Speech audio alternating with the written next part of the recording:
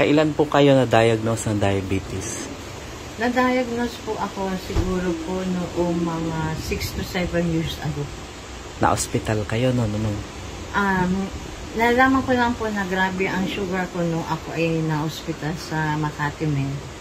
Doon nagkaroon ng bukol doon sa may pancreas. Ang sabi ng doktor, yun daw ay tinatawag nilang pigsa, nasa pagitan ng aking atay at saka pancreas. Doon lang nalaman na gano'n na pala kalala siya.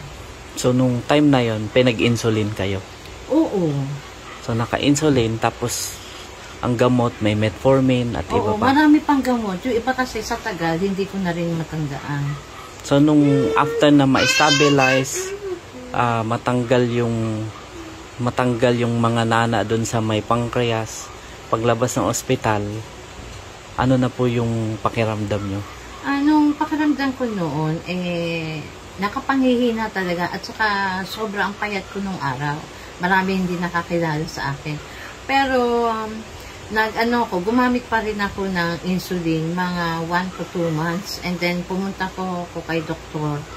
Torres. Sa kanya po ako nag-confide at siyang tumulong sa akin. So, natanggal natin ang insulin, tapos ang ininom na Essential D. Oo, Essential D na talaga hanggang ngayon. So, that was mga 6 years ago na po. Pero ang sugar ngayon, control. Ano na siya? Kontrolado na siya. Ramdam mo, ang isang diabetic, ramdam niya kung mataas o hindi ang kanyang sugar.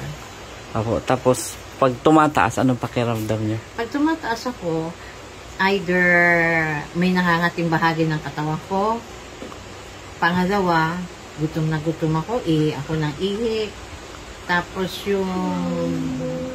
nalabo yung isang right na mata ko, nalabo siya. Pero nung nagsimula na kayo sa Essential D, anong napansin yung changes?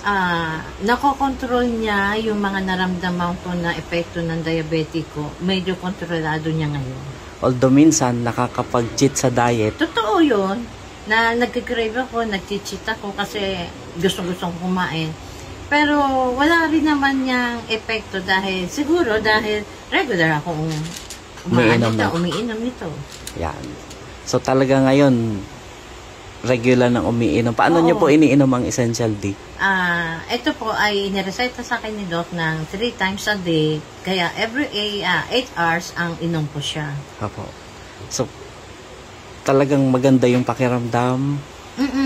Nawala na yung insulin, nawala ang metformin. Totoo yun. Gumanda siya, nakalesen siya na expenses.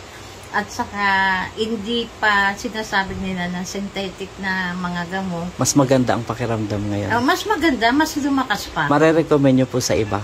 Oo naman, more than 100%. Apo. Subukan nila. Apo, salamat po. Yan.